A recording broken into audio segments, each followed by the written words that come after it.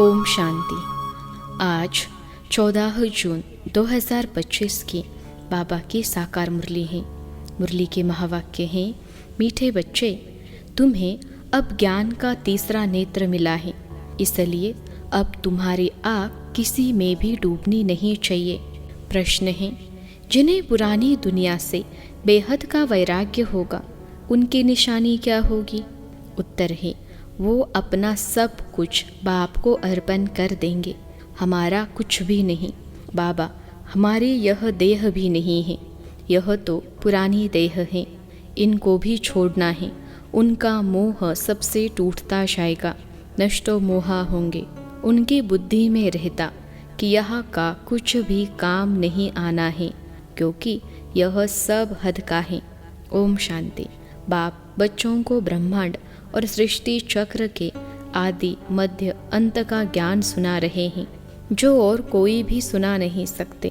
एक गीता ही है जिसमें राजयोग का वर्णन है। भगवान आकर नर से नारायण बनाते हैं। यह सिवाय गीता के और कोई शास्त्र में नहीं है। यह भी बाप ने बतलाया है। कहते हैं, मैंने तुमको राजयोग सिखाया था, यह समझाया था कि यह ज्ञान कोई परंपरा नहीं चलता है। बाप आकर एक धर्म की स्थापना करते हैं, बाकी और सब धर्म विनाश हो जाते हैं। कोई भी शास्त्र आदि परंपरा नहीं चलते, और जो धर्म स्थापन करने आते हैं उस समय कोई विनाश नहीं होता है, जो सब खलास हो जाए। भक्ति मार्ग के शास्त्र पढ़ते ही आते हैं। इनका यानी ब्राह्मण धर्म का भल शास्त्र ही गीता, परंतु वह भी भक्ति मार्ग में ही बनाते हैं, क्योंकि सतयुग में तो कोई शास्त्र रहता ही नहीं, और धर्मों के समय विनाश तो होता ही नहीं। पुरानी दुनिया खत्म होती नहीं, जो फिर नई हो वही चलती आती है। अभी तुम बच्चे समझते हो यह पुरानी दुनिया खत्म होनी है। हमको बाप पढ़ा रहे हैं। गायन भी एक गीता का ही है। गीता जयंती भी मनाते हैं। वेद जयंती तो है नहीं, भगवान एक है तो एक की ही जयंती मनानी चाहिए। बाकी है रचना, उनसे कुछ नहीं मिल सकता। वर्षा बाप से ही मिलता है। चाचा काका आदि से कोई वर्षा नहीं मिलता। अभी यह है तुम्हारा बेहद का बाप, बेहद का ज्ञान देने वाला। यह कोई शास्त्र नहीं सुनाते हैं, कहते हैं यह सब भक्ति मार्ग के हैं। इन सब का सार तुमको समझाता हूँ। शास्त्र कोई पढ़ाई नहीं, पढ़ाई से तो पद प्राप्त होता है। यह पढ़ाई बाप पढ़ा रहे हैं बच्चों को।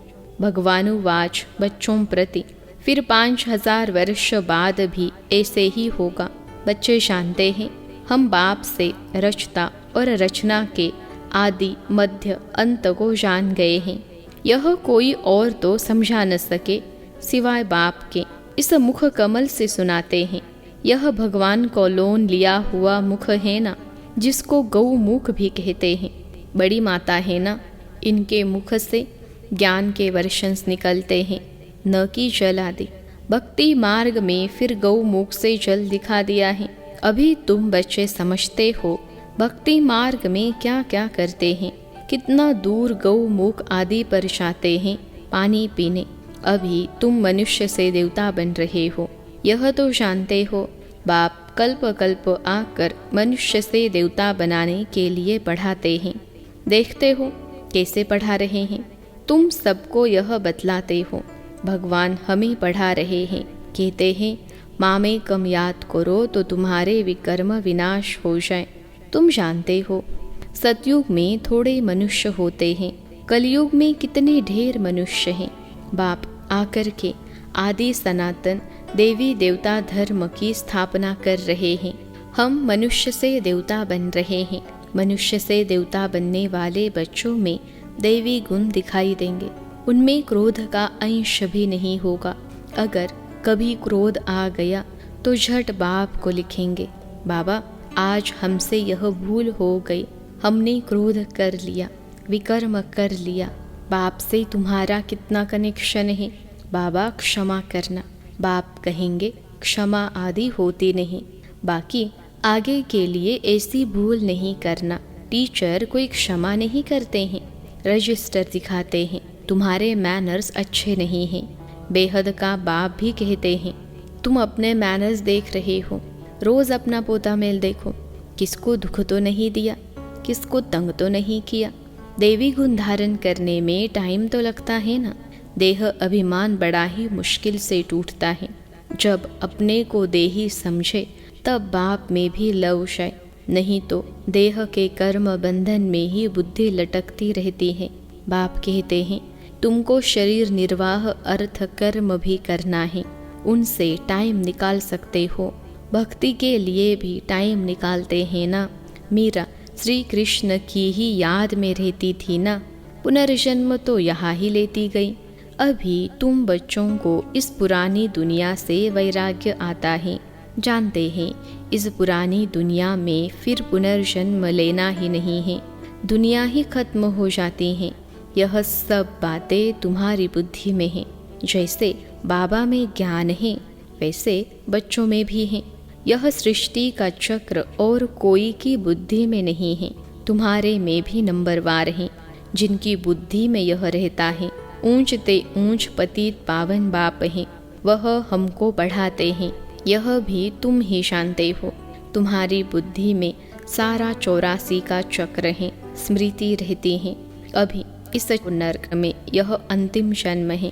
इनको कहा जाता है रो नर्क, बहुत गंद है। इसलिए सन्यासी लोग घर बार छोड़ जाते हैं। वह हो जाती है शारीरिक बात। तुम सन्यास करते हो बुद्धि से, क्योंकि तुम जानते हो हमको अभी वापिस जाना है, सबको भूलना पड़ता है। यह पुरानी छीछी दुनिया खत्म हुई पड़ी है। मकान पुराना होता है, नया बनकर तैयार होता है तो दिल में आता है ना, यह मकान टूट ही जाएगा। अभी तुम बच्चे पढ़ रहे हो ना, जानते हो नई दुनिया की स्थापना हो रही है। अभी थोड़ी देरी है, बहुत बच्चे आकर पढ़ेंगे। नया मकान अभी बन रहा है, पुराना टूटता जा रहा है। बाकी थोड़े दिन हैं। तुम्हारी बुद्धि में यह बेहद की बातें हैं। अब हमारी इस पुरानी दुनिया से दिल नहीं लगते हैं। यह कुछ भी आखिर काम में नहीं आना है। हम यहाँ से जाना चाहते हैं। बाबा भी कहते हैं पुरानी दुनिया से दिल नहीं लगानी है। मुझे बाप को और घर को याद करो तो विकर्म विनाश हो, नहीं तो बहुत सजाएं खाएंगे, पद भी भ्रष्ट हो जाएगा। आत्मा को फुरना लगा हुआ है। हमने 84 जन्म भोगे हैं। अब बाप को याद करना है, तब विकर्म विनाश होंगे। बाप की मत पर चलना है, तब ही श्रेष्ठ जीवन बनेगी। बाप ही ऊंच ते ऊंच, यह भी तुम ही जानते हो। बाप अच्छी रीति स्मृति दिलाते हैं। वह बेहद का बाप ही ज्ञान का सागर है, वही आकर पढ़ाते हैं। बाप कहते हैं यह पढ़ाई भी पढ़ो, शरीर निर्वाह अर्थ भी सब कुछ करो, परंतु ट्रस्टी होकर रहो। जिन बच्चों को पुरानी दुनिया से बेहद का वैराग्य होगा, वह अपना सब कुछ बाप को अर्पण कर देंगे। हमारा कुछ भी नहीं। बाबा हमारी यह देह भी नहीं है, यह तो पुरानी देह है, इनको भी छोड़ना है। सबसे मोह टूटता जाता है, नष्ट मोहा हो जाना है। यह है बेहद का वैराग्य, वह हद का वैराग्य होता है। बुद्धि में है। हम स्वर्ग में जाकर अपने महल बनाएंगे। यहाँ का कुछ भी काम नहीं आएगा, क्योंकि यह सब हद का है। तुम अभी हद से निकल बेहद में जाते हो। तुम्हारी बुद्धि में यह बेहद का ज्ञान ही रहना चाहिए। अभी और कोई में भी आँख नहीं डूबती है। अब तो अपने घर जाना है। कल्प कल्प बाप आकर हमको पढ़ाए फिर साथ ले जाते हैं। तुम्हारे लिए यह कोई नई पढ़ाई नहीं है। तुम जानते हो कल्प कल्प हम पढ़ते हैं। तुम्हारे में भी नंबरवार हैं। सारी दुनिया में कितने ढेर मनुष्य हैं, परंतु तुम थोड़े ही जानते हो। आहिस्ते आहिस्ते यह ब्राह्मणों का झाड़ वृद्धि को पाता रहता है। ड्रामा प्लान अनुसार स्थापना होनी ही है। बच्चे जानते हैं हमारी रूहानी गवर्नमेंट है। हम दिव्य दृष्टि से नई दुनिया को देखते हैं, वहाँ ही जाना है। भगवान भी एक है, वही पढ़ाने वाला है। राजयोग बाप ने ही सिखलाया था। उस समय लड़ाई भी बरोबर लगी थी। अनेक धर्मों का विनाश एक धर्म की स्थापना हुई थी। तुम भी वही हो। कल्प कल्प तुम ही पढ़ते आए हो, वर्षा लेते आए हो। पुरुषार्थ हर एक को अपना करना है। यह है बेहद की पढ़ाई। यह शिक्षा कोई मनुष्य मात्र दे न सके। बाप ने श्याम और सुंदर का भी राज समझाया है। तुम भी समझाते हो। अभी हम सुंदर बन रहे हैं, पहले श्याम थे। श्री कृष्ण कोई अकेला थोड़े ही था, सारी राजधानी थी ना। अभी तुम समझते हो हम नरकवासी से स्वर्गवासी बन रहे हैं। अभी तुमको इस नरक से नफरत आती है। तुम अभी पुरुषोत्तम संगम युग पर आ गए हो। इतने ढेर आते हैं, इनसे निकलेंगे फिर भी वही जो कल्प पहले निकले होंगे। संगम युग को भी अच्छी रीति याद करना है। हम पुरुषोत्तम अर्थात मनुष्य से देवता बन रहे हैं। मनुष्य तो यह भी नहीं समझते कि नरक क्या है और स्वर्ग क्या है। कहते हैं सब कुछ यहाँ ही है। जो सुखी है वह स्वर्ग में है, जो दुखी है वह नरक में है। अनेक मत है ना, एक घर में भी अनेक मतें हो जाती हैं। बच्चों आदि में मोह की रग है, वह टूटती नहीं। मोहवश कुछ समझते थोड़े ही हैं कि हम कैसे रहते हैं। पूछते हैं बच्चे की शादी कराएं, परंतु बच्चों को यह भी लॉ यानी नियम समझाया जाता है कि तुम स्वर्गवासी होने के लिए एक तरफ नॉलेज ले रहे हो, दूसरे तरफ पूछते हो उनको नरक में डाले। पूछते हो तो बाबा कहेंगे जाकर करो, बाबा से पूछते हैं तो बाबा समझाते हैं इनका मोह है, अब ना करेंगे तो भी अवज्ञा कर देंगे। बच्ची की तो करानी ही है, नहीं तो संग दोष में खराब हो जाती हैं। बच्चों को नहीं करा सकते, परंतु हिम्मत चाहिए ना। बाबा ने इनसे एक्ट कराया था, इनको देखकर फिर और करने लग पड़े। घर में भी बहुत झगड़े लग पड़ते हैं।